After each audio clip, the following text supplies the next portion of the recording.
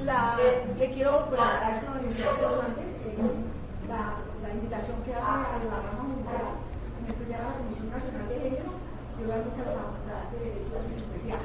Quiero contarles un poquito qué es la Comisión Nacional de Género del Poder Judicial, que empezó desde el año 2008. Antes se hacían unos trabajos de la magistrada de Altas Cortes, que es la comisión que integramos magistrada del Consejo de Estado, de la Corte Suprema, de la Corte Constitucional, del Consejo Superior y de la Sala Nacional Disciplinaria. Otras altas cortes, yo hago parte del Consejo Superior, presido la comisión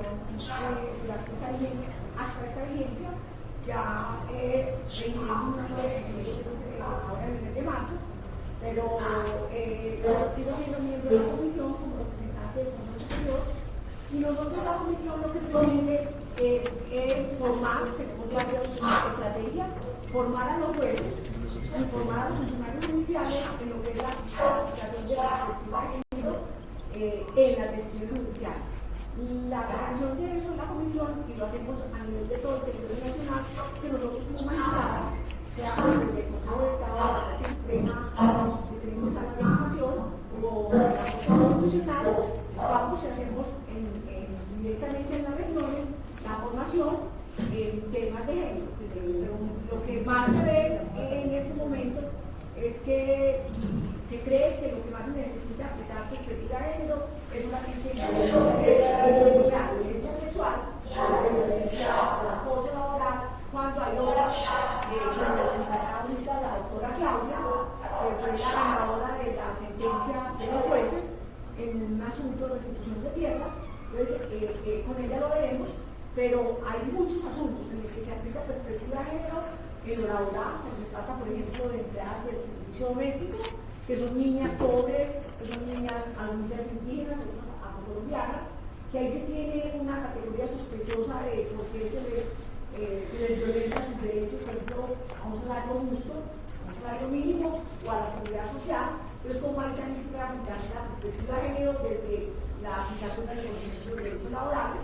En el caso de los divorcios de las cortes comunitarias, ¿cómo se puede aplicar la perspectiva de género en asuntos de familia, en asuntos civiles frente a las sucesiones que se dan en muchas familias frente a los derechos de los herederos de hombres y mujeres? También se ha visto eso, y muchas veces las herederas tienen el temor de sus hermanos hombres a hacer las reclamaciones. Ahí también se aplica perspectiva de género. Lo hemos visto, pues, obviamente, en asuntos penales, en violencia de género, en abusos contra menores de 14 años y en violaciones.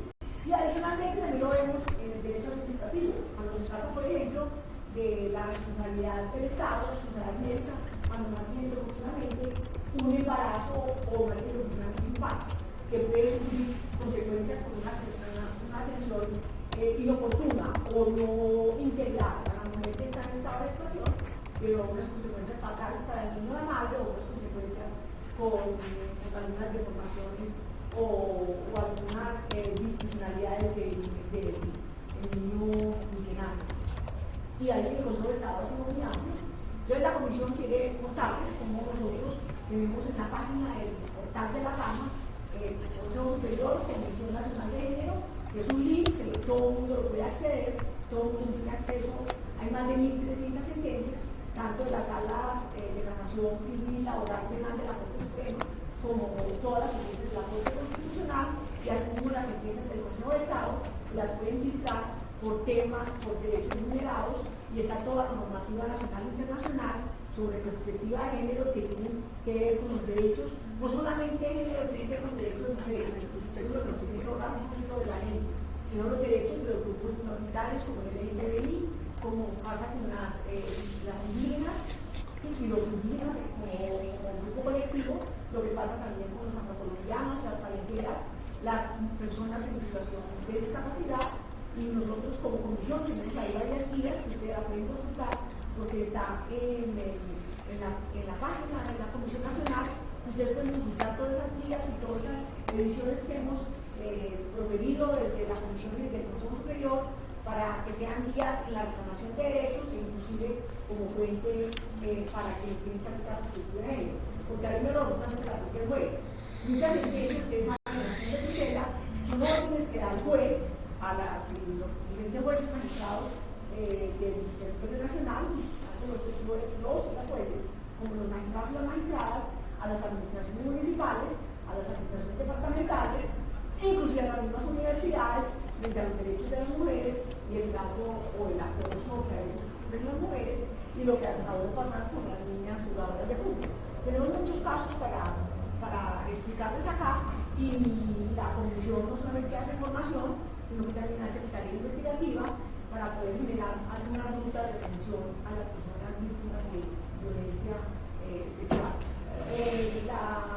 El concurso que hicimos, que la USAID nos ha apoyado hace tiempo atrás, no solamente en este concurso que este año es la tercera edición, sino también en la capacitación y en costearnos, porque hay problemas de costos, que no tenemos suficientes recursos, para poder ir a muchas regiones del país a promover, a capacitar a los jueces, y hacemos reuniones no solamente de jueces, magistrados, fiscales, personeros, comisarios de familia, líderes sociales, organizaciones de mujeres. Tratamos de hacerlo muy colectivo para poder ir implementando lo que es las estrategias que deben tener las instituciones, porque esto no es un trabajo de mujeres, que lo que tenemos que entender el derecho a la igualdad, a la no discriminación y a la no violencia, y el derecho a la igualdad entre hombres y mujeres, parte de todos, hombres y mujeres.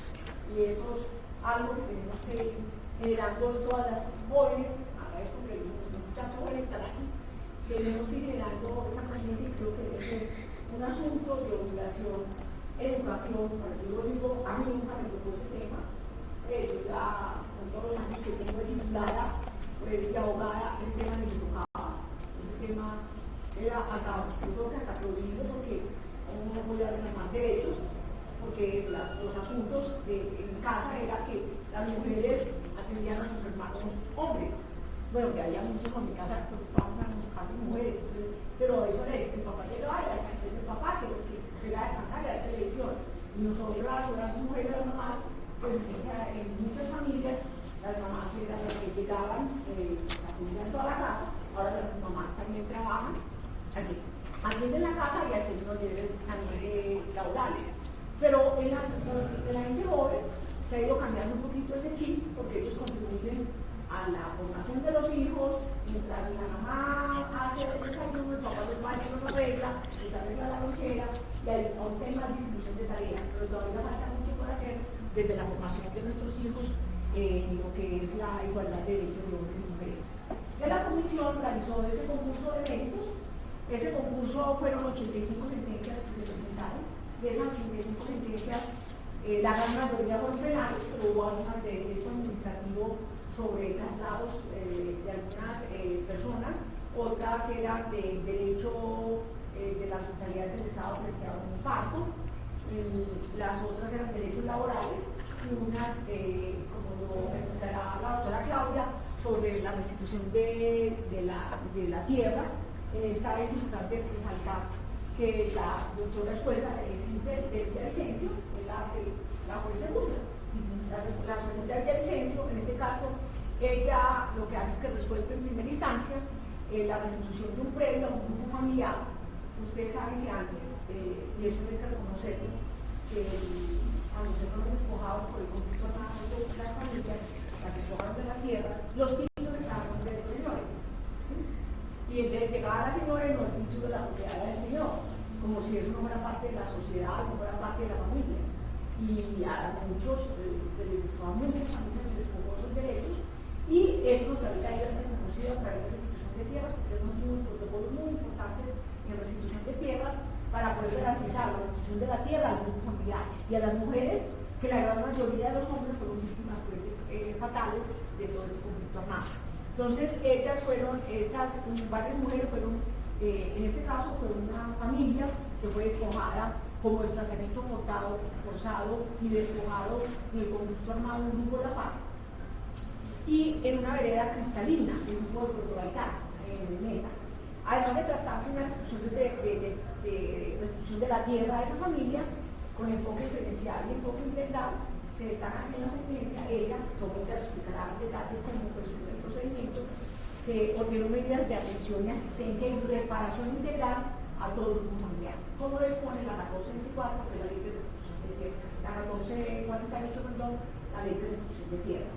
La otra sentencia que ganó fue la de la doctora Bárbara, que es magistrada del Tribunal Superior de Buga, y en ella en segunda instancia, porque revocó pues, la decisión de primera instancia, restituyó, se habló de una restitución internacional porque de una menor de edad, la cual inicialmente fue negada por considerar que no estaba en riesgo la menor.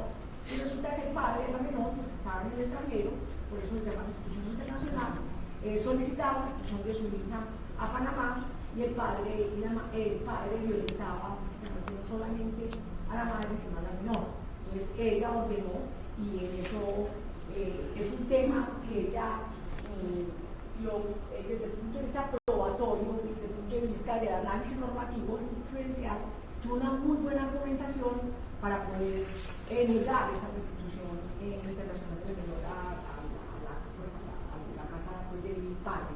Entonces es importante para nosotros la entrega de estos reconocimientos, los que pusimos a través de la USAID, pero que se da inclusive en la Ignacio de Márquez, que es un acto simbólico que tenemos para reconocer los magistrados y jueces del país, que dan las mejores sentencias aplicadas con perspectiva de género. Eso es lo que pretende la comisión, formar a los jueces sobre lo que es la aplicación de perspectiva de género en las decisiones judiciales. Y yo los invito a todos y los invito a todas para que consulten la página de la comisión, que hay obras importantes que se pueden disfrutar, guías muy prácticas, y adicionalmente todo lo que hace la comisión en mirar cómo aplicamos la perspectiva de género en cada una de las decisiones, sea por vía de proceso ordinario o sea por vía de acción de tutela. Sabemos y reconocemos que hay mucho por hacer, pero creo que hemos dado unos pasos muy grandes y ahí hemos avanzado en materia jurisprudencial en el que es el reconocimiento del derecho y igualdad de las mujeres, de hombres y mujeres, y lo que es lograr y cerrar la brecha de esa desigualdad y la no discriminación y no violencia contra la mujer en nuestra vecina. Muy gracias, para el tiempo en manos de los exponentes. Gracias, para algo, no sé si me gustaría que hablara la doctora de la ley conectada y después. Entonces le vamos a dar la palabra, doctora, a la doctora Bárbara Calero, a la doctora López, que es la ganadora de la categoría magistrada del concurso versión 2016. Buenas tardes, ¿me escuchan? Sí, se escucha. ¿Se perdió la conexión? No, no se escuchamos. No, aquí le escuchamos, Bárbara. ¿Aló? Le escucho bien. Sí. Buenas tardes.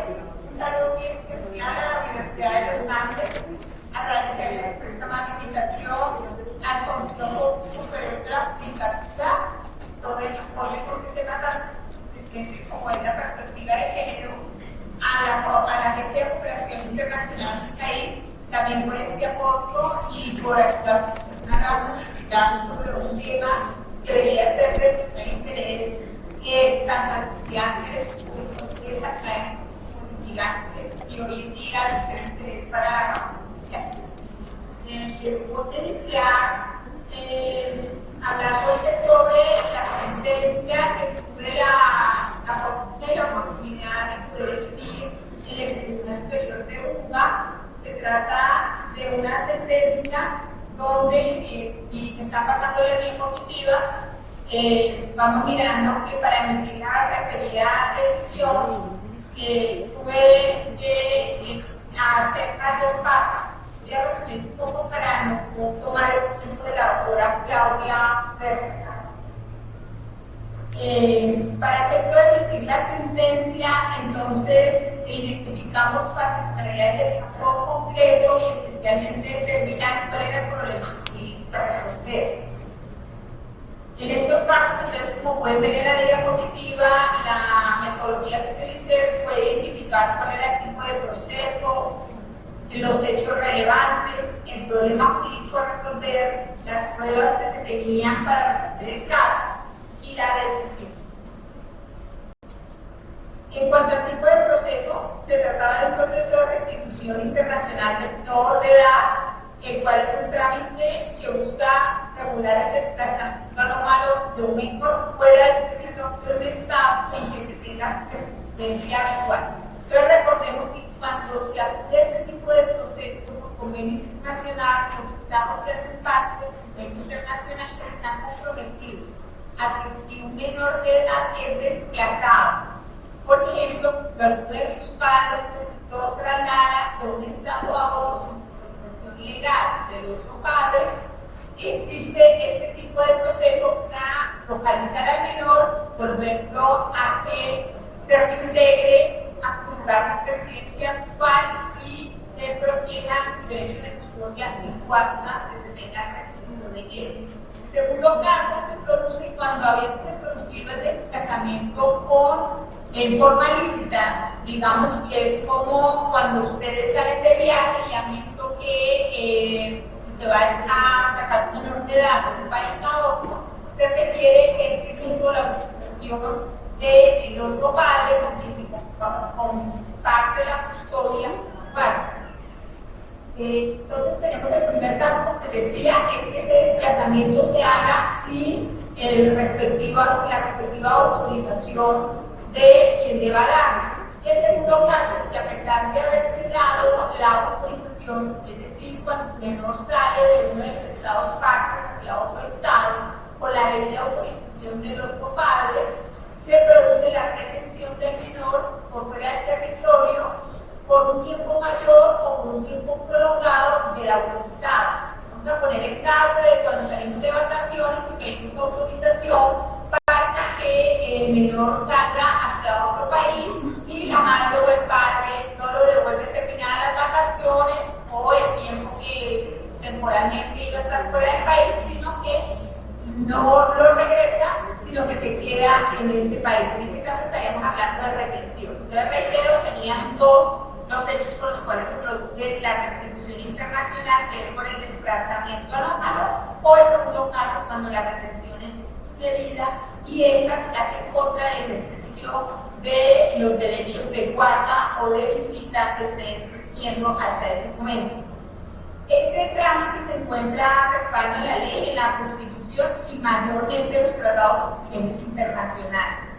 Si ustedes lo recuerdan, con anterioridad, el trámite del proceso de restitución internacional de menores no estaba aplicado a ningún juez en particular y por tanto se aplicaba la regla de competencia general en cuanto a que los procesos que están aplicados a ningún juez en particular conoce el juez civil de circuito. Tuve la experiencia hace años también de tramitar este tipo de procesos cuando era juez civil de circuito de Bogotá. Hoy en día, con el Código General del Proceso, la competencia se especificó y se determinó que lo conocen los de familia y el trámite a seguir es el trámite de un proceso verbal. En el caso particular, ¿cuáles son los hechos relevantes? Se trataba de un menor de edad que tenía su residencia habitual en el país de Panamá, junto a sus progenitores que se encontraban casados, una pareja normal, casada. Sin embargo, aquí la diferencia es que la madre era de nacionalidad colombiana y el padre era oriundo del país vecino. Quiere decir que este hogar se instaló en la ciudad de Panamá, siendo una de ellas, siendo la esposa, madre colombiana y el padre panameño que tenía su trabajo y el ser originario de Panamá, pues tenía todo lo cercano al país. La mujer, la esposa, sacó del país de la niña, se hizo el progenitor y establecieron una nueva residencia en este país. La trajo hacia Colombia sin la debida autorización del padre. Cuando el padre de esta situación inicia los trámites respectivos a través de los organismos de cooperación internacional y por medio del Instituto Colombiano de Bienestar Familiar, inicia el proceso para hacer retornar a Panamá. Cuando se adelanta todo el trámite aquí en Colombia, la madre justifica su conducta en el hecho de haber sido víctima de malos tratos por parte de su esposo mientras residía en Panamá, lo que constituía un perjuicio para la menor de edad. Es decir, que se bastó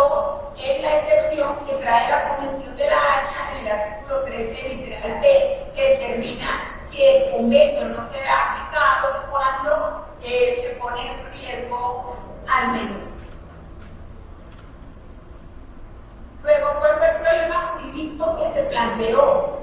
Se acreditaron los presupuestos para ordenar la restitución internacional de la niña en cuestión.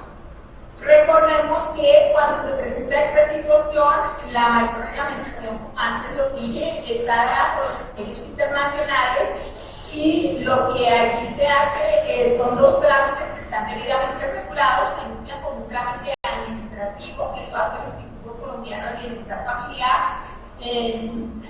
Hablando de Colombia, en este caso será por la autoridad administrativa encargada del PEC, en Colombia es el Instituto Colombiano de Bienestar Familiar, quien adelanta el trámite para localizar al menor, mirar cuáles son sus circunstancias especiales en las que se encuentra, llegar de pronto a un acuerdo para regresar el menor al país de la forma menos traumática posible, hacer los estudios correspondientes. En este caso ya se había agotado esa parte administrativa y si no se obra a través del trámite administrativo del retorno del menor, lo que procede es hacer el trámite judicial y ahí es cuando se inicia la actuación de restitución internacional de menores ante los jueces de familia.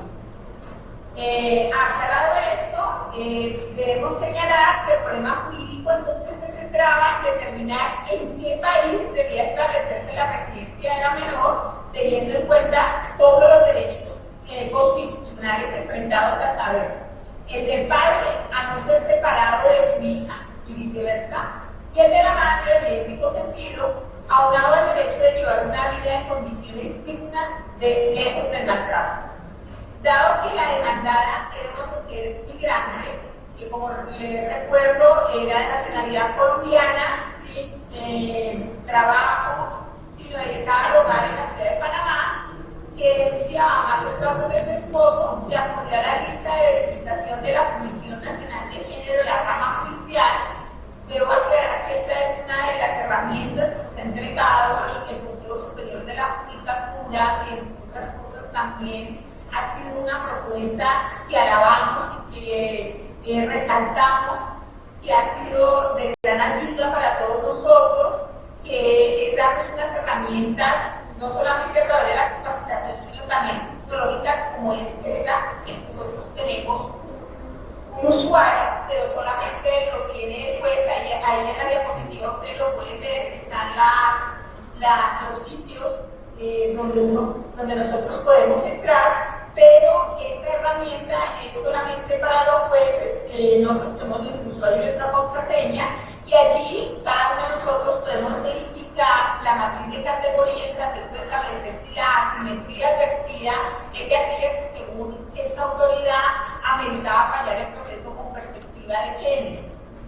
Es de aclarar que una de las condiciones en las que uno comienza para darse cuenta que tiene un proceso donde debe aplicar perspectiva de género es, por ejemplo, cuando se trata de una mujer y de una mujer en situaciones especiales que determinan una protección inmediata de sus derechos, pero no simplemente puede ser de mujer, también puede ser de una persona de especial protección constitucional, podemos hablar de una persona con discapacidad, podemos hablar de una mujer que pertenezca a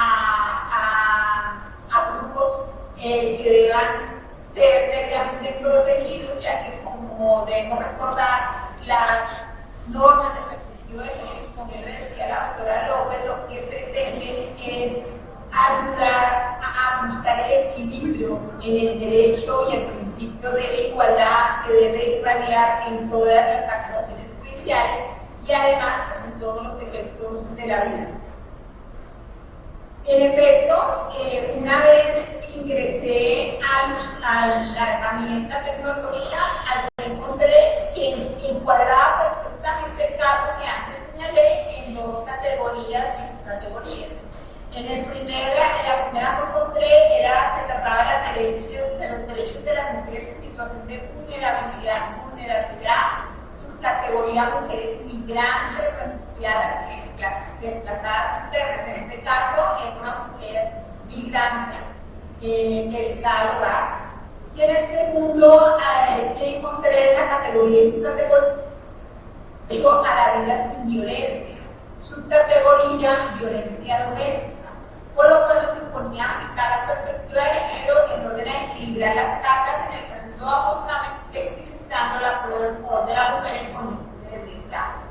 Aquí hay que tener en cuenta que cuando nosotros nos encontramos frente a estos casos, generalmente, sobre todo los casos de violencia doméstica, son de título basta, ya que el agresor aprovecha generalmente los espacios íntimos del hogar para ejercer este tipo de violencia y por tanto no hay facilidad probatoria en cuanto no hay testigos que se den cuenta sobre estas situaciones o no hay una forma como puede suceder en otros tipos de procesos donde sea fácil lograr los objetivos probatorios. No por esto debemos, al momento de hacer el equilibrio y de flexibilizar la prueba, no quiere decir, primero, que a quien se le otorgue el derecho no lo tenga. Esto es lo primero que hay que verificar. El derecho sí existe, se debe hacer protección y que debemos hacer cumplir a cabalidad el derecho de igualdad.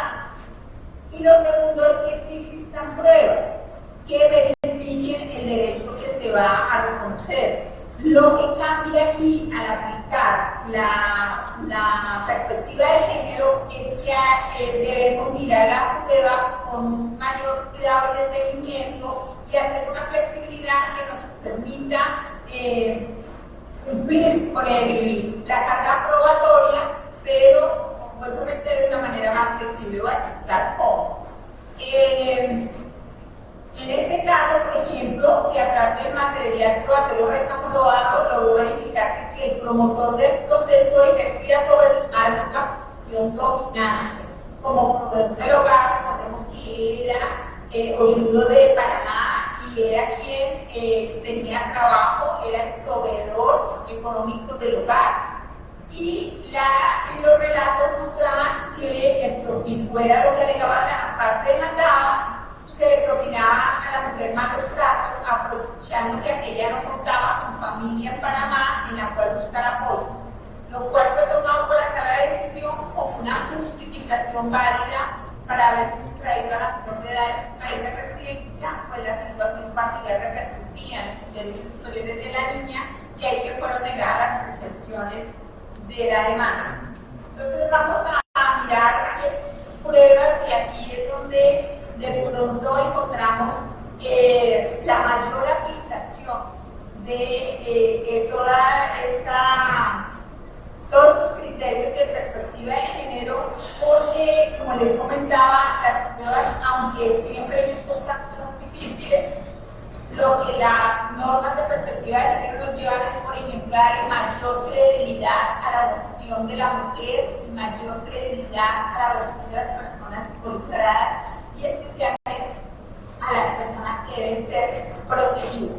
En nuestro caso, se tuvieron como prueba documental un mensaje de datos enviados por la demandante a través de la plataforma WhatsApp a la demandada, los que evidenciaban amenazas y contrarias. Aquí, por ejemplo, lo pueden ver en la diapositiva, mensajes como cuando va a tener que se oiga aquí y la menor, o sea, a la niña, se refería a la niña. Cuando ve las 3X se refiere a la niña. Otro mensaje que hace de buen paz cuando las mato. Se mato y no quiero que se viva. La niña me recuerda lo que eres. Estos son no solamente algunos de los científicos que había más mensajes de WhatsApp, pero estos eran pues los que menos operativos que encontramos. Era muy triste para se refería solamente a su compañera de vida, sino a su menor de edad. Y muestra indiscutiblemente el atropello que sufría esta mujer y que incluso se trasladaba a su menor. Aquí entonces, ¿cómo se aplicó la flexibilidad probatoria? El juez detectó este mensaje de datos como prueba documental. Entonces, aquí no podríamos entrar en la discusión sobre cuándo un mensaje de datos tiene total valor probatorio en cuanto a la prueba de su envío y recepción, como muestran las normas al respecto, porque lo que podríamos tratar es que si el juez en primera instancia lo decreta prueba documental y las partes no hacen ninguna observación al respecto, la ley del proceso determina que para estos casos dicha prueba se debe tomar como prueba documental y al no haber sido debidamente objetada como debe hacerse a través de la tacha de los documentos, como los relaciona el Código General del Proceso, son documentos que se pueden validar como prueba y atender positivamente como soporte probatorio. También es importante que, como puedo documentar, también se deberían varias exigencias que dan cuenta de la investigación conducida por las autoridades panameñas en ocasión de la denuncia de violencia doméstica realizada por la madre del menor. Con la madre de la menor. Respecto de esta prueba, hay que señalarse que si es cierto que esas investigaciones no llegan a ningún fin, algunas fueron archivadas, es decir, quedaron carezadas. En este caso, es bastante que se le podría contraponer este tipo de pruebas, porque en estas investigaciones nunca se le declaró culpable de los hechos denunciados. Lo cierto es que la prueba sí demostraba que la demandada, es decir, la madre, durante varias ocasiones recurrió a autoridades de policía, administrativas, hizo lo regular de ella por su situación de maltrato y de violencia frente a esas autoridades, pero finalmente esto no logró ningún cometido. Y entonces, respecto a la prueba documental, tenemos que relevar que, a pesar de tratarse, como ustedes ven, de una prueba que no determina a ciencia cierta en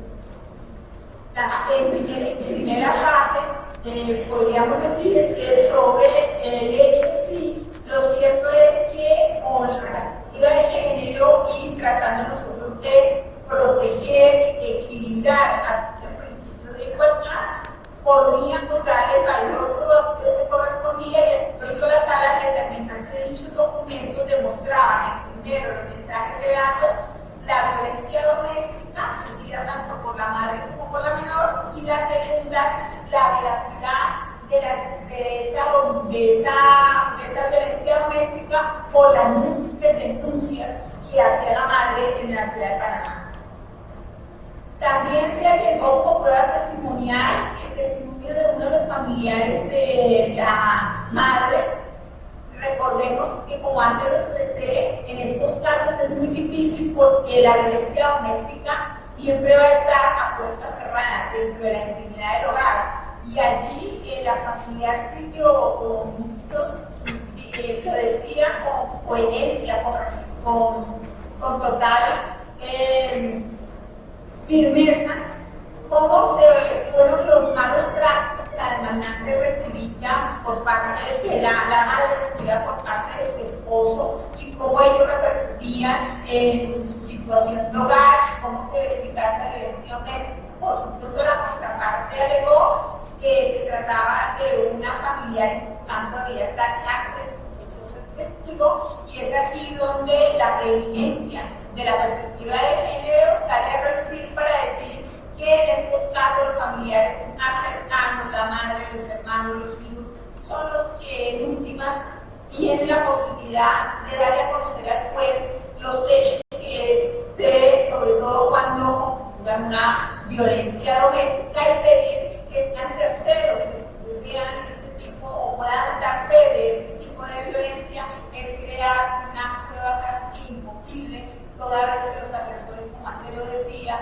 siempre lo hacen por fuera de los círculos sociales y más al interior del hogar. Finalmente aparecería una prueba pericial, que es un informe psicosocial elaborado por profesionales del Instituto Colombiano de Bienestar Familiar, en el que se evidenció el maltrato dirigido tanto a la madre como al menor. Concluyó que la figura de protección de la niña era su madre y que ella interactúa de su padre, refiere que no lo quiere porque le pegaban, le alaba el cabello, la gritaba y la empujaba. Se percibe en la niña de herencia de maltrato psicológico por parte de sus padres. Estos relatos, aunque la experta señala que son relatos de la niña, sus conclusiones finales son sobre que sí existe un posible maltrato psicológico por parte del padre. A todas, tanto a la prueba testimonial se le dio la veracidad que corresponde y frente a la prueba pericial estuvo presentada incierta y por coherentes instituciones, lo que determinó que la sala de sesión dejar constancia de la evidente situación de asimetría entre los contendores. Pues recordemos que de un extremo estaba la mujer que fue migrante de Panamá, solitaria, sin vinculación laboral en este país, dedicada al hogar independiente de su esposo, quien a su vez el esposo sí era una persona profesional, proveedor, estable económicamente, que goza de reconocimiento social y familiar en su lugar de residencia, lo cual aprovechaba para imponer una marcada posición dominante sobre su compañera e hija, circunstancia esta que no puede pasar por alto el tribunal, y que no puede pasar por alto el tribunal, que hace necesario equilibrar esta balanza a través del enfoque de género. De conformidad con todas las aquí expuesto, concluyó la sala que fue aceptada la decisión de los funcionarios oficiales de primera instancia, porque ya se había efectuado primero proceso de familia de Camila, se había llegado a la restitución internacional, y por tanto la sala procedió a confirmar esta sentencia sin poner en contra toda vez que conformidad con el artículo 26 de la ANLA, las autoridades centrales y otros servicios públicos de los estados contratantes no encuentran activar una correlación de estas solicitudes y explicar bajo el postura esta fue la decisión. Finalmente, aquí no sé cuánto tiempo tenga adicional. Pueden ver las fuentes para quienes son estudiantes de Derecho o estudiantes de las diferentes maestrías, especializaciones sobre temas. Esta es la diapositiva, yo se las dejo para que lo tengan. Las fuentes que fueron consultadas y que se hallan a través de todas las sentencias que la estudian muy detalladamente, verá que estos fueron los artículos que da la Constitución Nacional en sus artículos más relevantes, la Convención sobre los Derechos del Niño adoptada por la Asamblea General de las Naciones Unidas el 20 de noviembre de 1989. Aquí podrán ver cómo se protege a los estados partes para usar medidas para estar contra los tratados y para las actividades al extranjero de afectación pública de los niños. Pero en este caso, como lo decimos, no se aplicó la Convención, la excepción para no aplicar el convenio porque está la razón. Me pasó decir que finalmente se hizo una argumentación de la sentencia que cuando ustedes llegan a poder ver allí a profundidad, que es algo que alegaba la parte demandante en cuanto a que si bien él aceptó, el padre aceptó que daba malos tratos a su esposa, alegaba que jamás había maltratado a su menorita y que las pruebas relevantes sobre el maltrato. Allí aparece una argumentación que fue lo que quise hacer al momento de la sentencia, dar claridad a los agresores, en este caso a los padres, que cuando se violenta a la madre o a la compañera, esto repercute inmediatamente en el menor y también produce un daño psicológico en los niños. Entonces, para concluir que cuando los padres, la madre o el padre se violentan entre sí, esto significa violencia doméstica contra sus hijos. No necesariamente debe violentarse directamente al menor, como así lo refería el padre, que por cuanto los hechos probados hacían referencia era a la madre y ella ni siquiera era parte del proceso porque él estaba reclamando era el traslado de su menor hija. Este punto es relevante porque fue uno de los puntos que, digamos, ocupó a la mayor parte de mi atención atención al momento de de elaborar la sentencia y además son un punto relevante para que la sala de decisión, mis compañeros de sala, avalar dicha decisión en cuanto a que debía dejar muy claro para todos, no solo en este tipo de procesos especiales de restitución internacional, sino en general todo lo que tiene que ver con protección del menor, que la violencia doméstica entre los padres inevitablemente significa violencia frente a sus hijos y no pueden ampararse en que por no ser etiqueta frente a los hijos no se está lesionando los derechos del menor. Aquí entonces está el convenio de la Haya, donde están las normas respectivas de cuando se hace la protección de los menores, como les decía, el tratado con Estados Unidos en los estados ya hace parte, Colombia hace parte de esta convención. Aquí están los artículos pues, para sobre todo los estudiantes de Derecho, y este fue el artículo 3, el artículo 3 del convenio de la Haya, fue en este caso concreto, que dice que no obstante los dispuestos en el artículo presente, la autoridad judicial o administrativa del Estado requerido no está obligado a ordenar la restitución de que no se establezca una institución o otro organismo que supone a su restitución demuestra que existe un grave riesgo de que la restitución del menor lo exponga a un peligro grave, físico o psíquico, o de cualquier otra manera ponga al menor en una situación intolerable. La conducta o la agresión del padre, por supuesto, como antes lo referí, implicaba una agresión y un riesgo tanto psicológico como de la situación del menor para poder ser tratado a su lado. También tenemos la Convención Interamericana sobre Restitución Internacional de Menores. Allí después ustedes la pueden consultar. Vamos adelantando y dando los artículos respectivos. La Convención sobre la eliminación de todas las formas de discriminación contra la mujer, emanada de la ONU y de la OEA. Debo recordar que entonces la sentencia se procedió teniendo en cuenta la Constitución y la ley, pero especialmente el grado sumo, el bloque de constitucionalidad, haciendo referencia a los tratados y convenios nacionales que van presentando aquí. Y recordemos que pues, en este sentido existe relevancia sobre aquellos que específicamente hacen referencia también a derechos humanos para que ustedes claro sobre por qué se menciona el bloque de constitucionalidad. Están todos los artículos, por favor, pasando las diapositivas para que los vean. Está la Convención Interamericana para prevenir y sancionar y erradicar la violencia contra la mujer, la Convención de Vélez para, en donde dice que debe entenderse por violencia contra la mujer cualquier acción o conducta basada en su género que cause fuerte daño, sufrimiento físico, sexual, psicológico a la mujer, tanto en el ámbito público como en el privado, aunque aquí recuerden el tema no era parte de la madre, sino que ella era la que reclamaba la no aplicación del convenio de la Haya para que la niña permaneciera aquí en Colombia a su lado. Seguimos las diapositivas, encontramos la ley 1257 del 2008, por la cual se dictan normas de sensibilización, prevención y sanción de formas de violencia y discriminación contra las mujeres. La ley 10 del 8 de 2006, por la cual se fijan algunas competencias y procedimientos para aplicación de convenios internacionales en materia de niñez y de familia. La ley 198 de 2006, por la cual se escribió el Código de la Infancia y la Adolescencia.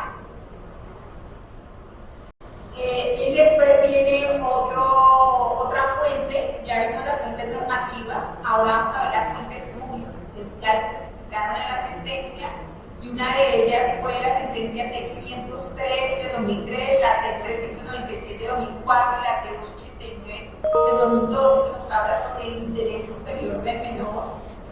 En la T967 de 2014 y T02 de 2016 y T087 de 2017, que nos habla sobre la protección a la mujer en el bloque de constitucionalidad. Hay una importante que es que los casos de violencia psicológica y doméstica, después de enfrentar un daño tal, la probatoria de que se presenta como la Corte Constitucional, la agresión En esta medida, desde la perspectiva de género, es lo que la Corte Constitucional es necesario que los operadores de justicia empleen la flexibilización de esas formas de prueba cuando se denuncia la violencia en el hogar. Entonces, por ejemplo, en casos penales hay que darle una mayor credibilidad a la versión de la mujer, evitar también hacer temas probatorios que no vienen al cabo, que lo que hacen es revictimizar a la mujer en los casos en que haya algún tipo de violencia. Esta sentencia es muy importante, la sentencia 2287 del 2018 de la obligación de fallar con perspectiva de género cuando lo hacen. Todavía leerla fue resaltada entre las sentencias que parece fundamental.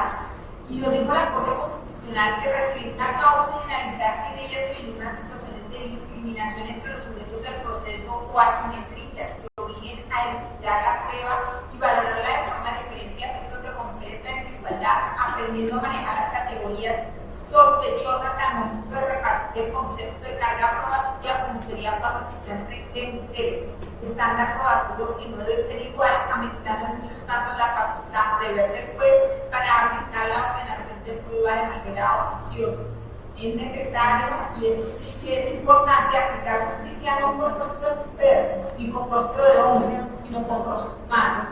Aquí en la flexibilización probatoria, por ejemplo, hay casos que los denuncian a la Corte Constitucional, por ejemplo, cuando un caso de violación y el investigador empieza a determinar cuál era la vestimenta de la mujer, cuál era su comportamiento anterior y posterior, y eso no tiene Bárbara, como ya nos dejan las filinas para que la doctora Claudia pueda hacer su exposición.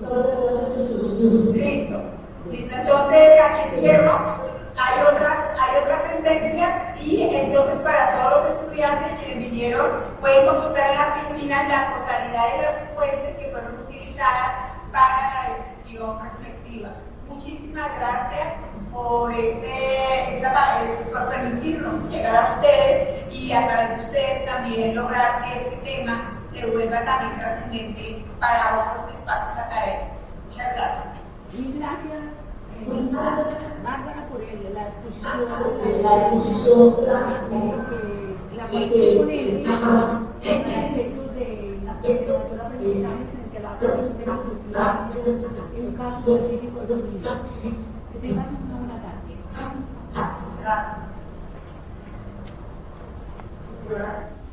Entonces, para continuar, le damos la palabra a la doctora a la jueza, perdón, que nos hablará de la sentencia de restitución de tierras.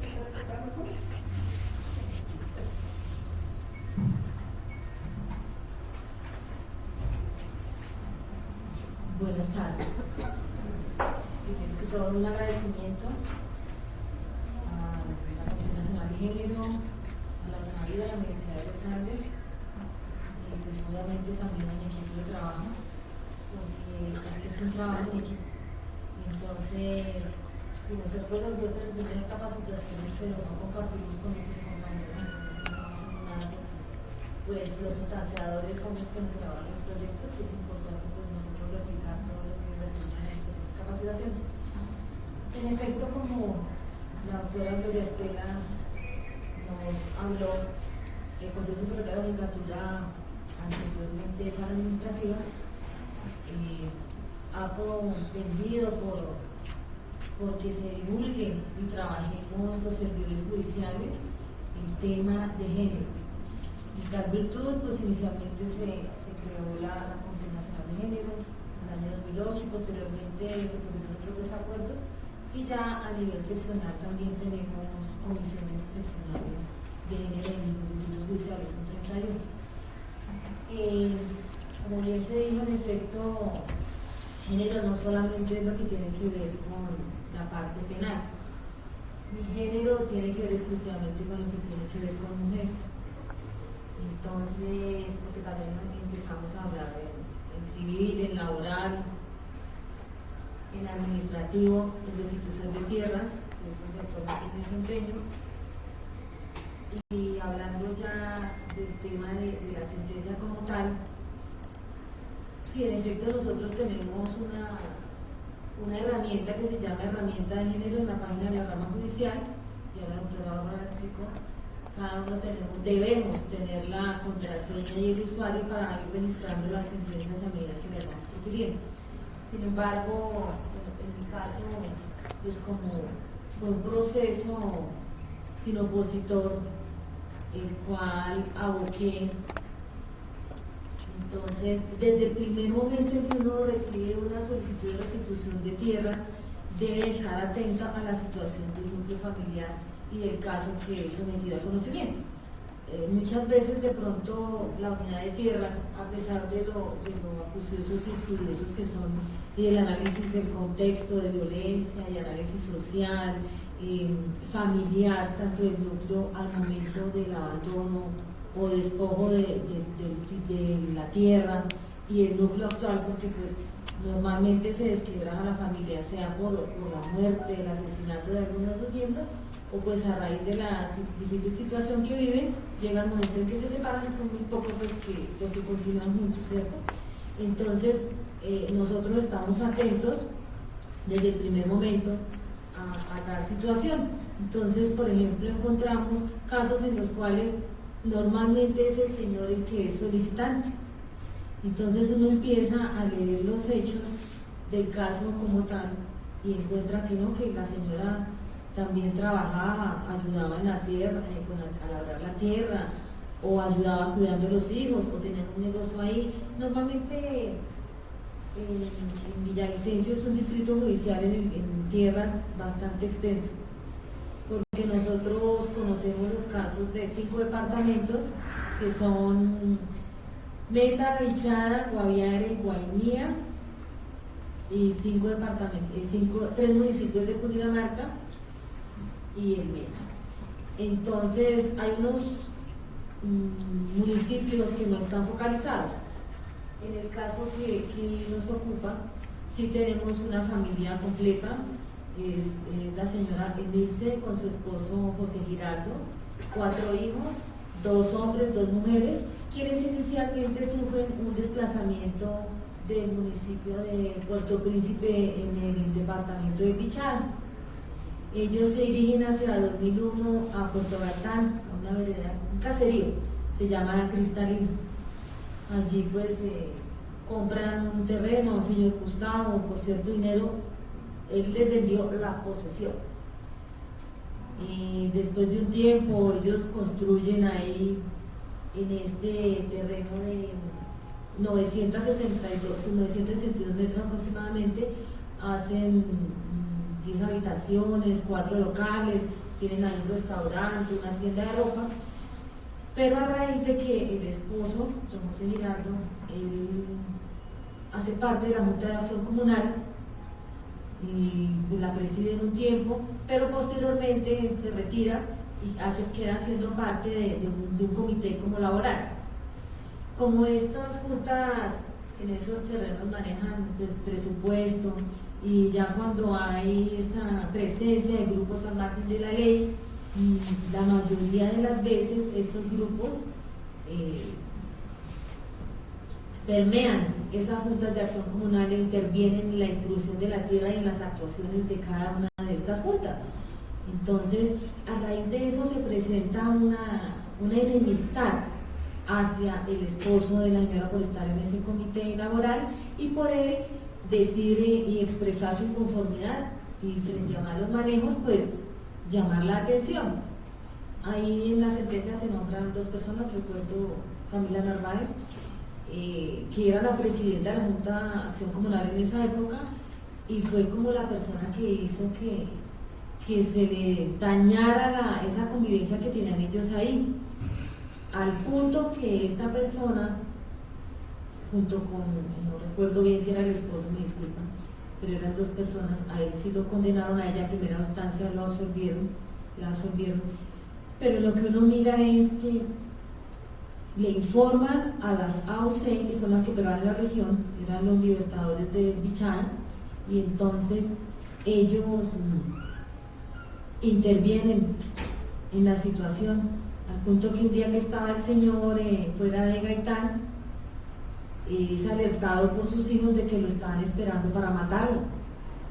Esta es la situación tan difícil que viven, que una hija que estaba en Villavicencio, creo, es quien alerta al ejército, y esta familia tiene que ser, debe abandonar su predio allá en Puerto Gaitán, de donde derivan su sustento económico y donde viven pacíficamente, sino que la situación es por hacerle reclamo a la Junta, a la persona de la Junta de Acción Comunal por los malos manejos. Entonces acuden, como en esa época la persona no acudía al juez, sino iba era o a la guerrilla o al paramilitar que estuviera en ese momento en la región, entonces se da la intervención. Afortunadamente no lo matan ni lo hieren, pueden salir. El señor lo tuvieron que sacar con el ejército, llega el ejército a la casa donde ellos vivían allá en Puerto Gaitán y salen. Él tiene que duró escondido como 4 días, se fue para Villavicencio y por eso son desplazados doble vez. Dentro del trámite del proceso, entonces ya mira uno que en efecto, pues a pesar de que ellos vivieron esa situación y pues ellos deben dejar el predio, ahí queda abandonado, cerrado. Posteriormente llama a alguna señora, Daisy, recuerdo el nombre, y pide permiso o autorización para entrar pues como administrar esos locales que hay ahí. Ella, Emilce, atiende y dice, bueno, que sí, pero llega el momento en que pues obviamente ella desea recuperar su predio. Ellos tratan, como mucha gente desplazada en nuestro país, de buscar una nueva forma de subsistencia, una nueva forma de trabajar, de sacar a sus hijos adelante, y la verdad para ellos es imposible, como lo ha sido para muchas otras personas. Entonces saben de trámite de tierras, entonces acuden a la unidad de tierras, presentan la solicitud y en el trámite de la misma, si bien es cierto hay unas pruebas que llegan a la unidad, desafortunadamente la mayoría, por ejemplo, cuando mira uno las declaraciones que reciben en la unidad, uno mira que no guardan, pues no es que tenga que ser estricta la forma en que uno recibe una declaración, ¿cierto?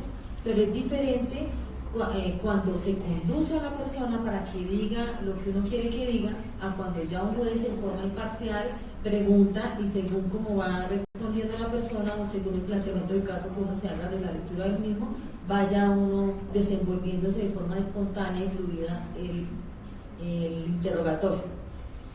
Entonces ahí es donde uno realmente ve cómo en la mayoría de estos casos la mujer es victimizada. Afortunadamente en este caso no tuvimos situación de violencia sexual, y como es de amplio conocimiento, desafortunadamente en la mayoría de los procesos que conocemos, la mujer es la que lleva la peor parte, porque aparte de que el esposo es quien lleva el rol productivo, quien conoce todo el tema de cómo se adquiere la tierra, cómo se trabaja, de pronto en la mayoría de los casos los asesinan y llegan a rendir un interrogatorio al juzgado y no tienen ni idea de cómo se adquirió la tierra.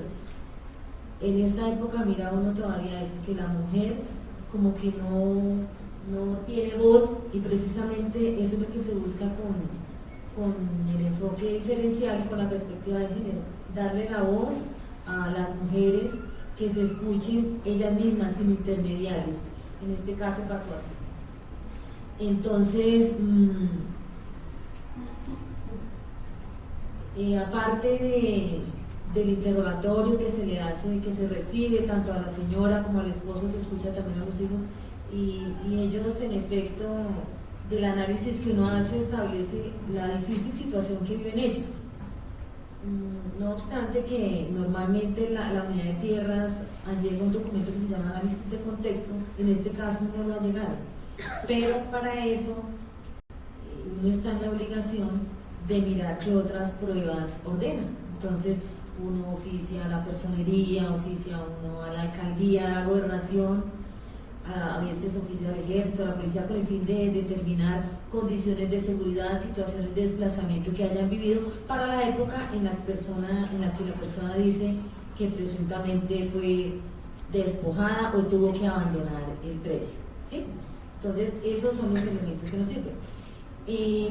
La aplicación del enfoque de género en restitución de tierras es desde que lo recibimos, porque si ustedes miran con detenimiento la ley 1448 del 2011, tenemos un artículo que nos habla del enfoque diferencial. Ese artículo es el artículo 13, y entonces en ese artículo explícitamente nos obliga a que realicemos ese análisis. Enfoque diferencial no es solamente mirar la intervención de una mujer, es mirar si se da la presencia de, ya les leo el artículo. Dice el artículo 13 de la ley 1448 del 2011 introduce el principio de enfoque diferencial como postulado que permea toda la normativa en materia de víctimas y restitución de tierras, con el propósito de reconocer las características particulares de algunos sectores de la población afectada, entre ellos las mujeres, las personas en condición de discapacidad física o mental, los adultos mayores, los niños, niñas, adolescentes, comunidades indígenas, afrodescendientes y los líderes de la población desplazada. También frente a estos casos, encontramos el auto 092 del 2008, que se refiere a lo que se refiere al desplazamiento y a los riesgos de género para la mujer relacionados con el conflicto armado. Entonces, así como el bloque de constitucionalidad, ese es el análisis que básicamente se hizo.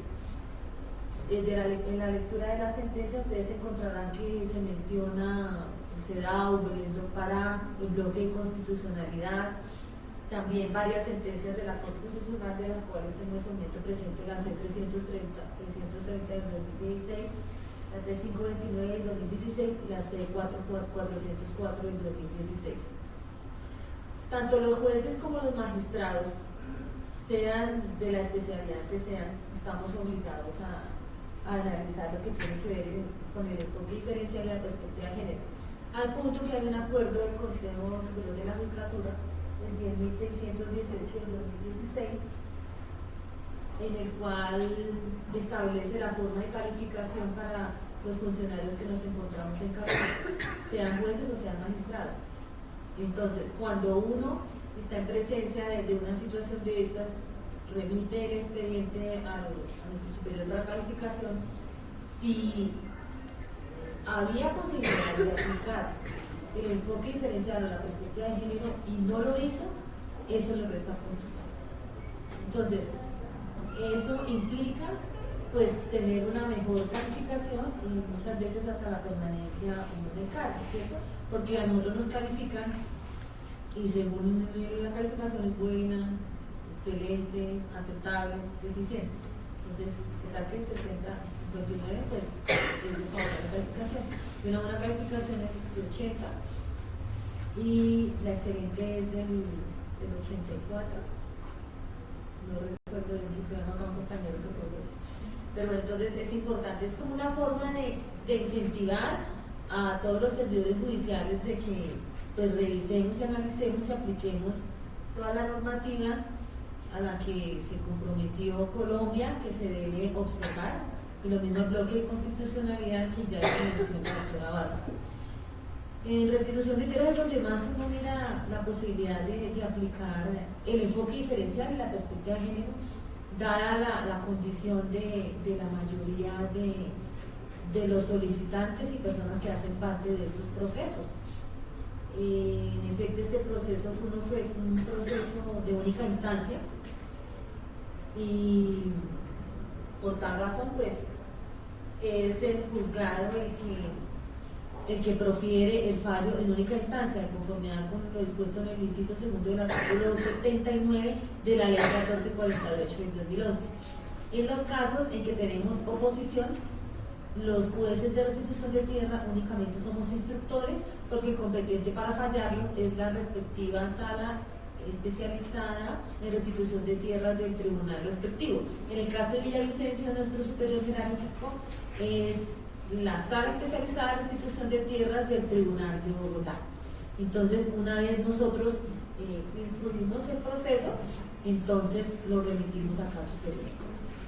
Dentro de las pruebas que uno normalmente verifica que estén anexadas en el proceso y de las más importantes al principio es obviamente que esté agotado el requisito de procedibilidad, que es la inscripción en el correspondiente registro único de tierras despojadas y abandonadas en RUT. Y asimismo la constancia ejecutoria de la resolución que dispuso la inscripción. También tenemos que revisar pues, que obviamente esté identificado el predio, normalmente es con el folio matrícula inmobiliario, a veces no nos lo allegan, entonces dicen que no es susceptible inadmitir o rechazar una solicitud de estas, pero ¿cómo puedo yo adelantar un proceso si no tiene todos los requisitos? Puede pasar que cuando ya vaya yo a proferir correspondientes fallos me haga falta esa prueba y entonces deba devolverme. Sobre el tema de restitución de tierras, la verdad es sobre la marcha que nos ha tocado. No hay vasta jurisprudencia sobre lo mismo, entonces es de bastante estudio y dedicación. Debemos estar siempre atentos y aplicar el bloque de constitucionalidad. En efecto, el Consejo Superior de la Judicatura se ha preocupado mucho por darnos herramientas a los servidores judiciales. Anteriormente era esa una de las grandes preocupaciones, la falta de capacitación de nosotros en ese tema de perspectiva de género. Entonces, recuerdo que el primer texto que llegó al juzgado pues, se llama Criterios de Equidad para una Administración de Justicia con Perspectiva de Género. Este fue en el año 2011 que se elaboró, por eso no tiene nada que se refiera a la especialidad de restitución de tierras, apenas estaba el proyecto andando, únicamente menciona el proyecto de ley, pero pues obviamente no se mira así más al respecto de lo que tiene que ver con restitución de tierras. Ahí habla únicamente de 2011, ley de víctimas y restitución de tierras, considera de manera especial el tratamiento de las mujeres víctimas, tanto de violencia sexual como de despojo de tierras, en proceso de conciliación en el Congreso al momento de la edición de este documento. Entonces, como mencionó la doctora Bárbara, si desean algún tema en el link de la Comisión Nacional de Género, pueden encontrar. Algo importante en la sentencia que tuve la oportunidad de fallar, del caso de Milce, es la aplicación de la ley 739 del 2002 que tiene que ver con las mujeres rurales. Y entonces, básicamente usted mira el artículo 24, pero se refleja en las órdenes que se imparten en ese fallo, porque pues lo que se busca en estos fallos es no solamente la restitución y formalización del predio, porque en este caso estábamos frente a un baldío, y esa región de la Cristalina uno mira y ahí hay mucha exploración de hidrocarburos. Hay casos en los que, por ejemplo, hay un límite que establece la Agencia Nacional de Hidrocarburos de cuándo es adjudicable o no un predio, y es que debe estar el predio a 2.5 kilómetros del sitio de exploración ubicado en el predio. En el evento que esté en una distancia que incluya esos 2.5 kilómetros, no se puede adjudicar el predio.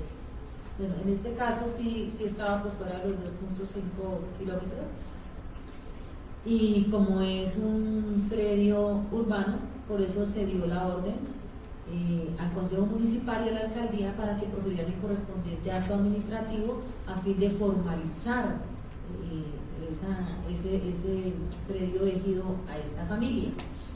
Igualmente, como en la familia está conformada por Emilce, que es mujer y es solicitante, y sus dos hijas, por eso es que se consideré que se podía aplicar la perspectiva de género y la ley 731 ya en cuanto tiene que ver con las órdenes que se impartieron, porque independiente de lo que tiene que ver con la formalización, hay que ver, y esas órdenes las impartimos todos, cómo se mira la reparación integral, la no repetición de esa situación que viven los diferentes solicitantes de los procesos que manejamos en restitución de tierras, al punto que se documentan, siempre se oficia al Centro Nacional de Memoria Histórica para que documente los casos.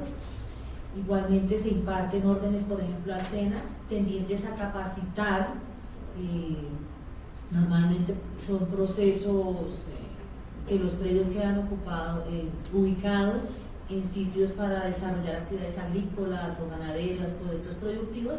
Entonces se oficia al SENA para que dentro de su oferta institucional les proponga capacitación en esos temas a quienes voluntariamente lo accedan, lo soliciten. A veces se encuentran casos en que la persona no tiene empleo, también oficiamos a la Agencia Nacional de Empleo que maneja el SENA. Hay pocos casos, pero los hay. Jóvenes que desean estudiar en la universidad, se emiten órdenes al ICETEX. En ese sentido, en este proceso se emitió orden en ese sentido al ICETEX para analizar crédito y apoyo para estudio universitario. También se ordenó afinarlo para el manejo de proyectos productivos al Departamento de la Prosperidad Social. La verdad, uno quisiera que estos fallos no fueran tan extensos. Estoy desde el 2016 en la especialidad, estaba antes de seguir de circuito. Tuve la oportunidad de hacer el curso-concurso, el sexto curso-concurso, y se ha luchado porque las sentencias sean cortas y claras, pero desafortunadamente acá en la especialidad la argumentación siempre tiene que ser bastante extensa, concreta, pero extensa, así uno no quiera. Entonces lo ideal fuera como lo he logrado de pronto en lo que tiene que ver con tutelas, hacer unas decisiones concretas y que sean de fácil entendimiento para los usuarios y a quienes va dirigido el fallo. Pero es que aquí en este caso tenemos que apoyarnos muchísimo en el bloque de constitucionalidad, mirar qué decisiones ha adoptado la Corte Constitucional y aplicar los criterios que ya mencionaron anteriormente, las categorías sospechosas, porque hay una mujer, ¿sí?, por la situación de desplazamiento, por las amenazas, mirar cómo hace uno para ese recaudo probatorio, pero logré bajar de 57, 63 hojas, esta tiene 37, me pareció exagerado, pero si ustedes miran la cantidad de órdenes que se imparten son muchas. Y ahí es donde apenas empieza realmente el proceso como tal con el fallo. Ustedes, sí es importante, por ejemplo, lo que tiene que ver con el posfallo como tal, verificar el cumplimiento de cada una de esas órdenes que se imparten ahí. No es nada sencillo. Créanme que es bastante difícil llevar a cabo esa labor. Si durante el transcurso del proceso recaudar alguna prueba que nos conteste las entidades, aunque ya pues hoy en restitución de tierras uno da un término y ya a veces hay algunas que tienen callo, disculpen la palabra, porque que nos toca hacer, compulsar copias, toca apoyarnos en el procurador respectivo para lograr muchas veces que nos contesten. Se habla de un término de 4 meses para fallar, pero es que es la verdad imposible. Y ahora que estamos manejando expedientes digital Villavicencio, se nos ha dificultado muchísimo más la labor, pero eso no significa que nos descuidemos, estamos atentos a revisar cada caso, donde la unidad de tierras de pronto se refiere únicamente a uno de los miembros de la familia, sea hombre o sea mujer, ¿sí? Porque es que hay que aplicar en favor tanto del uno como del otro. Entonces, si por ejemplo la solicitante es la señora, pero resulta que ella al momento tenía su compañero o su esposo, hay necesidad de vincularlo a él al proceso. Obviamente si no se hizo, en la sentencia debe hacerse, porque es que es tanto él como ella, la familia como tal. Entonces, sí es un tema bastante interesante lo que tiene que ver con restitución de tierras. Desafortunadamente es que los compañeros de la especialidad pues no conocen el concurso. Es un concurso que apenas tenía entendido que era la segunda versión, pero la doctora dijo que es la tercera, es la segunda versión efectivamente. Cuando informaron del reconocimiento, me encontraba precisamente, estábamos en capacitación con la especialidad y todo el mundo era, ¿cuál concurso? No sabían, no entiendo por qué si los comités seccionales de género de cada distrito judicial deben replicar la información que envía la Comisión Nacional de Género. Entonces, sí, no entiende uno, de pronto es que los correos los manejan otras personas, bueno, no sé. Entonces, en este caso sí hay que ver también algo muy novedoso que encontré en la especialidad, y es que con el apoyo de la USAID tenemos un comité, una secretaría de comités temáticos. En ninguna de las especialidades que yo conozca, ni en penal ni en civil, se reúnen los jueces o los magistrados para hablar de los temas, aparte de los conversatorios que se hacen a nivel nacional, obviamente, porque está de la jurisdicción ordinaria, de la constitucional, de la contencioso administrativa. Me refiero es que nosotros tenemos un comité temático, hay varios grupos de jueces magistrados que se encargan, por ejemplo, de la parte de capacitación, de procesos. Entonces, se trabaja en equipo, cualquier situación que se presente, novedad, duda. Tenemos también un boletín de la especialidad. Si bien es cierto, la actuación como tal que desplegamos dentro de cada uno de los procesos es confidencial, ¿cierto? Cuando sale el fallo, ustedes pueden ingresar a la página de la rama judicial, ahí pueden ubicar donde dice juzgados de tierra, las sentencias en el portal, y ahí encuentran todas las sentencias. No pueden acceder al proceso como tal, a la sentencia como tal sí, pero al proceso no. Entonces ahí pueden encontrarlas de todo el país, mirar por año que se ha proferido, también encuentran normativa. Es bien interesante, y para mí pues fue novedoso encontrarme con toda esa información y el apoyo de, por ejemplo, de la USAID en este tema. Es fundamental. No créanme que no lo vi, por ejemplo, cuando estuve en civil de circuito, no lo vi. Entonces, fabuloso que podamos contar con ese apoyo. Miren, por ejemplo, aquí en el tema de género, importantísimo que podamos contar con el mismo. Entonces, ya de pronto retomando, ya les había dicho que el artículo 13 es el que obviamente nos obliga a mirar el tema. Ya hablando del problema jurídico como tal, pues sencillamente se refería, era pues obviamente a determinar si en efecto Emilce y su familia eran o no víctimas de la situación de conflicto armado. Igualmente, si en efecto, en virtud de la situación que vivieron, eran víctimas de abandono o del despojo forzado de tierras. Y ya ahí sí, como quiera que estábamos frente a un predio no titulado, a un predio elegido, entonces ahí sí entrar a analizar si había lugar o no a la restitución que estaban impetrando en relación con ese predio urbano. Igualmente, si habían que ordenar medidas asociadas a esa calidad y la restitución de la misma, tendientes al proceso de reparación integral en su favor. Igualmente, en ese momento pues se analizó fue el fundamento del derecho a la restitución, el concepto de justicia transicional y la acción de restitución de tierras.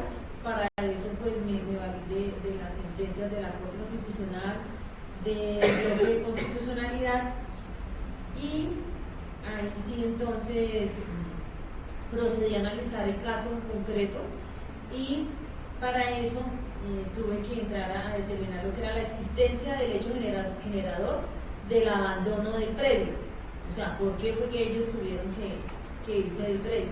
La relación jurídica que tenían Emilce y su familia con el predio. Y como último, el principio de enfoque diferencial. Entonces, ese fue el trabajo que se realizó. Si ustedes miran, entonces, en efecto, las órdenes que se impartieron fueron en total 33. Y básicamente, los pendientes todas a la reparación integral, aparte de la formalización como tal del predio. Igual se imparten unas órdenes tendientes a proteger a la familia, lo digo yo así, ¿no? Porque se les restringe que puedan disponer de ese predio durante los 2 años siguientes al recibo del predio como tal. Igualmente se le hace la condonación se ordena que el municipio condone los impuestos. Si hay servicios públicos, también. Si hay alguna deuda, por ejemplo, una hipoteca que hayan ellos adquirido para desarrollar algún proyecto en el predio, también, o sea, se levantan hasta todos esos gravámenes. Se le ordena al grupo, bueno, antes era Fondo de la Unidad de Tierras, actualmente es el grupo de cumplimiento de sentencias, lo pertinente. Obviamente, pues cuando uno mira que hay una hipoteca, pues vincula a la entidad o a la persona que es la titular de ese gravamen hipotecario. Sí, la verdad es que son procesos bastante dispendiosos, pero igual estamos tratando de cumplir a cada uno de las personas que acuden a nuestros despachos con dichas solicitudes. Eso solamente me referí a lo que tiene que ver con la solicitud de restitución y formalización, que es la que habla la ley 1448, que es a la que se refiere este caso, porque también manejamos otros temas, pero pues no son de momento de conversar. De todas formas, muchísimas gracias.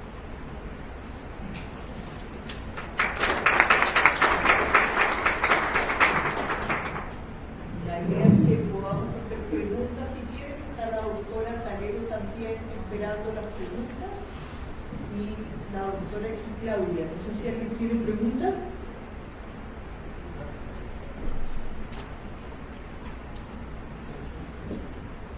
Muy buenas tardes, doctora Claudia. Soy Robinson Murillo, vengo en representación de la Federación Colombiana de Víctimas. En el tema del fallo que usted profirió, tengo una consulta. ¿Cómo puede hacer ese seguimiento a lo que usted falla? Lo digo porque la Federación tenemos más de 3.000 víctimas que por fallo se le ha ordenado al Banco Agrario y a otras entidades bancarias que detengan los embargos. Y aún así, las tierras y los inmuebles terminan siendo arrebatados. Entonces, es bueno saber cómo hacer el seguimiento a los fallos que hacen los juzgados para así asesorar y acompañar a las víctimas en estos procesos. ¿Alguna otra pregunta?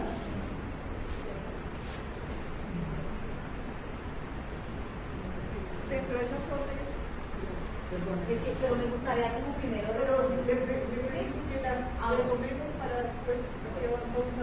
Buenas tardes. Teniendo en cuenta lo sucedido en fallos anteriores, precisamente en este departamento, en Los Llanos, en sentencias de restitución de tierras a favor de mujeres, que nuevamente vivieron hechos victimizantes en razón precisamente de lo resuelto en estos fallos, ¿cuál es, digamos, el avance en estos nuevos frente al tema de protección y garantías de no repetición? ¿Alguien más tiene alguna pregunta? Bueno, entonces le damos la palabra aquí a la doctora. Gracias. Bueno, me sorprende lo que me menciona en cuanto a que hayan rematado los predios. Resulta que desde el momento en que uno aboga conocimiento, debe disponer la suspensión de los procesos. Entonces, uno como juez debe estar pendiente que el juzgado que figura ahí en el folio de matrícula inmobiliaria, bueno, lo he hecho en este caso, ¿no? se le requiere al juzgado acredite la suspensión del proceso. Entonces, ellos lo que deben hacer es, en el caso de ejecutivos, porque nos estamos refiriendo a un ejecutivo hipotecario, deben allegar ese auto mediante el cual suspendieron el proceso. Y es más, es que no pueden rematarlo porque desde que esté en el certificado de tradición mobiliaria o folio de matrícula inmobiliaria registrada la correspondiente anotación, primero del registro de ruta, que es la que profiere inicialmente la unidad de restitución de tierras, y ya con el admisorio, que es como el registro de la demanda, ¿sí? En este caso sería la inscripción de la solicitud y la medida cautelar de que el bien queda por fuera, o sea, la sustracción provisional del bien del comercio. Entonces no puede, o sea, en ese caso me disculpa, pero el juez que remata un predio incurre en falta disciplinaria. Y no, o sea, ese remate no puede ser, tendría que iniciar las acciones respectivas. Sí, porque imagínense, va en contra de esa orden que imparte el juez de tierras o el magistrado o el tribunal cuando es el cuerpo colegiado que profiere la decisión. Sí, o sea, ahí la recomendación es estar atentos desde el momento en que se admite la solicitud y pedir que si figura un proceso ahí en el folio de matrícula inmobiliaria, se acredite la suspensión, en el caso ejecutivo, porque cuando ya es un verbal, si se estamos hablando de un reivindicatorio, una pertenencia, ya tiene que entrar el juez de tierras a analizar la acumulación procesal, porque como tiene que ver es con el derecho de dominio, entonces debe reentrar y resolver el juez tanto la solicitud de restitución de tierras como la acumulación del proceso verbal, sea reivindicatorio o pertenencia. Es más, se presentan también hasta servidumbres, entonces ya depende el caso como tal.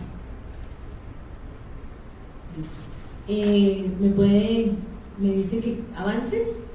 Sí, en estos fallos nuevos o en este en concreto, ¿qué acciones o digamos afirmativas hay en el caso de las mujeres para prevenir nuevos hechos después de una adjudicación de un predio que previamente ya había sido despojado frente a nuevos hechos victimizantes?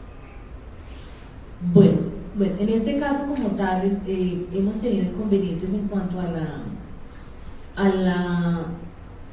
acto administrativo que debe proferir tanto la alcaldía como la AMT. Precisamente en un auto de seguimiento que se hizo a finales del año pasado, se ordenó pues que informen qué pasa con esos actos administrativos, porque empieza la ANT a decir que no, que es urbano, y viene el alcalde y dice que no, que es un predio que igual es competencia de la Agencia Nacional de Tierras. Entonces, como se dijo en el mismo fallo, el juez, nosotros conservamos la competencia para verificar el cumplimiento de esas órdenes. Entonces, lo que hacemos es oficiar, hacemos audiencias de seguimiento de los fallos, en esta no he decretado, pero en otra sí, precisamente porque las entidades se demoran mucho en dar cumplimiento a esas órdenes. Lo que usted dice es cierto. Entonces lo que uno debe procurar es la no revictimización, y si en efecto se demoran en cumplir esas órdenes, pues obviamente podríamos hablar de revictimización. Otros casos también es que se presenta que entrega uno el predio y más se demora uno en salir del municipio y ya vino la persona que tiene el predio a tumbar cercas. Entonces nos toca es apoyarnos ya en acciones policivas. Precisamente hace unos días sucedió en una entrega, no es un proceso mío, la hice en comisión, pero dice uno, entonces, ¿dónde quedan las órdenes que imparten, si hablan jueces o los tribunales? Si aún hay gente muy renuente a acatar esas órdenes, y estamos luchando a diario con eso. Es difícil, pero la idea es que no se revictimice a las personas nuevamente. Entonces estamos pues escuchando en lo posible, porque ya también presentamos un alto índice de resolver casos, porque uno puede decir, no, yo no es que tenga 2000 expedientes como tal, pero si yo me pongo a sumar cuántas solicitudes como tal tiene un juzgado de tierras, suman bastantes. Hay procesos que solamente vincula uno 500, 600 personas, 100, otros hay de una, pero normalmente son 11, 20. Si uno se pone a sumar eso, dice uno, Dios mío, ¿a qué hora resuelve uno todo eso? Pero nos toca. Entonces, sí es importante la pregunta, es una lucha diaria que tenemos de lograr que se cumplan esos fallos, y no solo a nivel de juzgado, sino también de tribunal. Eso sí. ¿Había otra pregunta?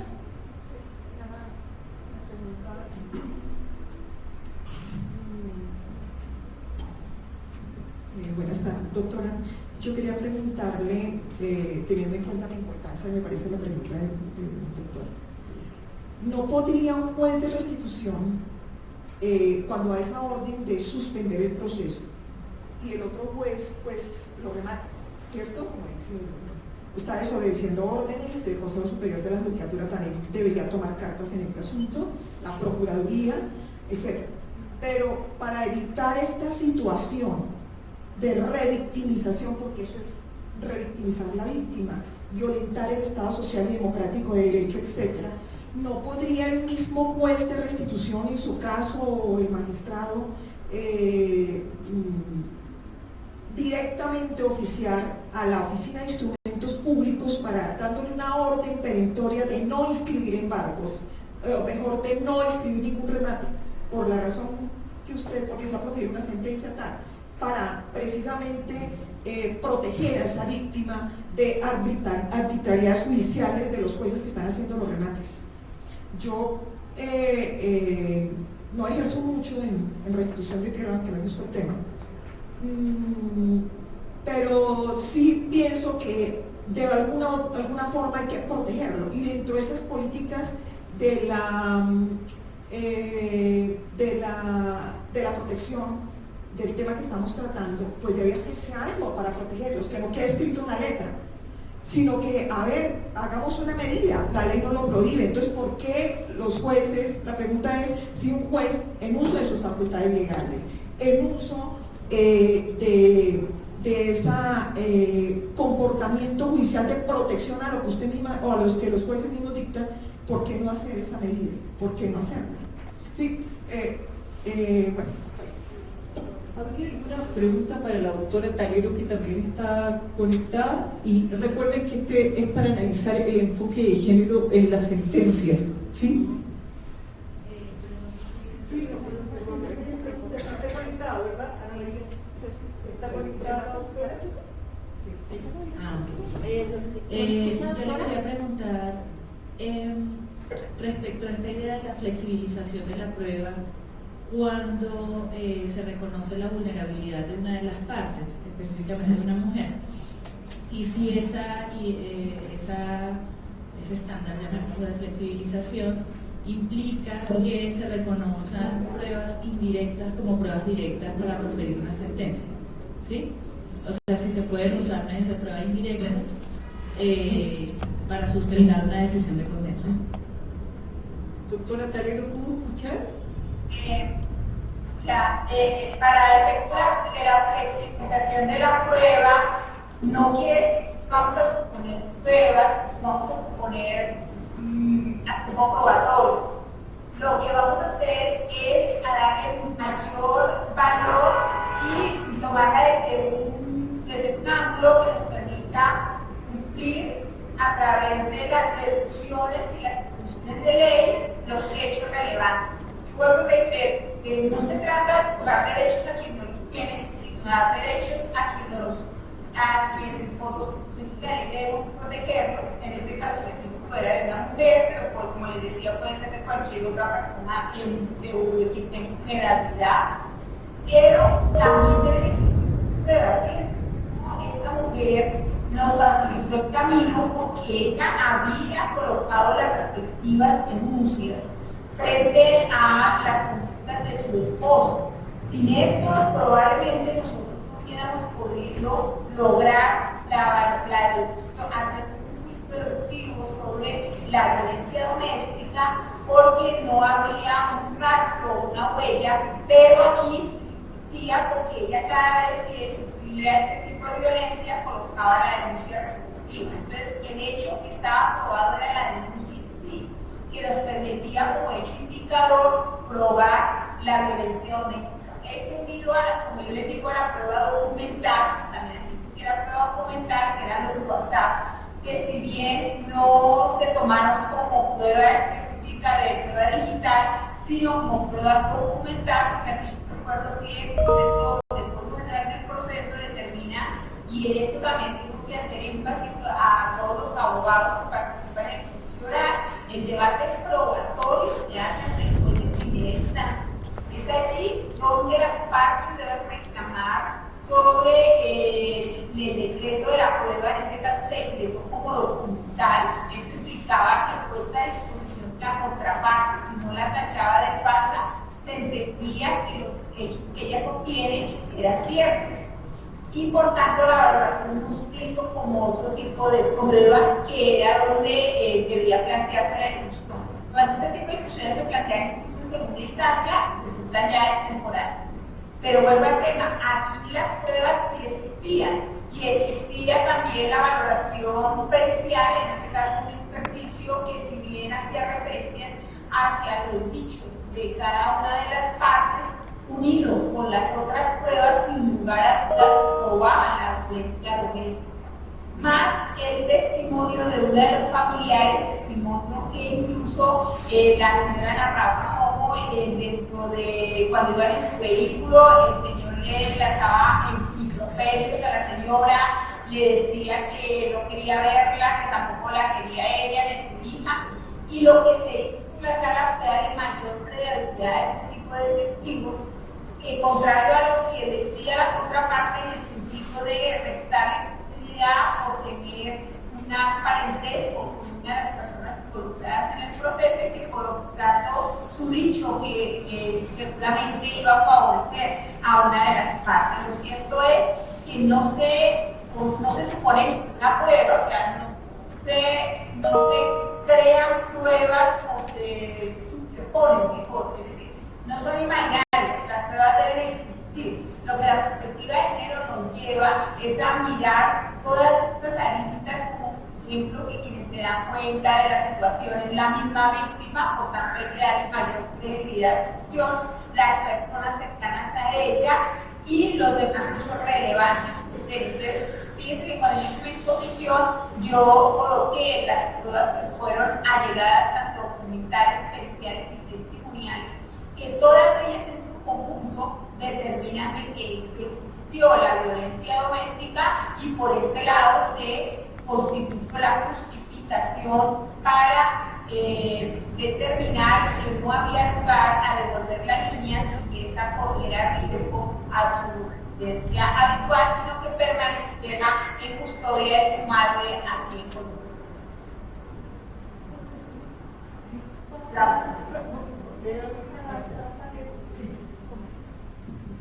Doctora, yo celebro su sentencia porque he conocido muchas sentencias en casos similares en contravía de lo que usted ha expuesto acá muy claramente, pero yo me preguntaba si en el caso no hubiera claridad sobre la violencia contra la niña, sino exclusivamente contra la mujer, y se alegara por el contrario ese derecho a ejercer, digamos, una paternidad activa en el caso de la niña, y no hubiera violencia ahí, ¿habrían cambiado los supuestos de su decisión?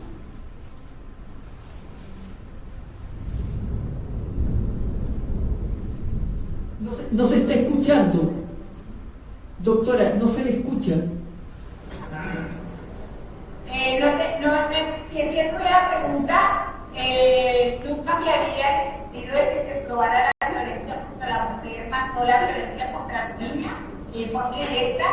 Lo cierto es que también se construimos a través de la perspectiva de género un mensaje claro hacia las familias, hacia la unidad familiar, en el sentido de que la violencia perpetrada en padres indudablemente significa una violencia y daño psicológico frente a los hijos, es decir, los padres o el agresor, sea de cualquiera de los géneros, genera frente a sus hijos un daño irreparable en cuanto a su desarrollo emocional, Por tanto, a pesar de, y así se dijo en la sentencia, e incluso así nos hubiera tenido por demostrado que la agresión fue directa frente a la niña, lo cierto es que al haberse probado la violencia doméstica frente a la madre, con eso se comprueba la violencia o la agresión o el riesgo que va a tener el menor frente a su desarrollo emocional y que debe ser protegido por todas las instancias. Gracias. Bueno, para responderle muy brevemente, interesante la pregunta suya, no me ha sucedido, pero sí pienso que podría el juez o el tribunal respectivo adoptar una medida, porque pues si obviamente no se está cumpliendo la orden que emitió, pues sencillamente lo que tendría que hacer es requerir y exigir pues que se cumpla la orden que impartió el fallo. Sí. Bueno, muchas gracias por haber venido, gracias a la Universidad de los Andes, a la magistrada Talero, a la jueza Claudia por las presentaciones que han hecho. Los invitamos afuera, las invitamos a un refrigerio y a un café que se merece con esta lluvia tan fuerte. Entonces, muchas gracias.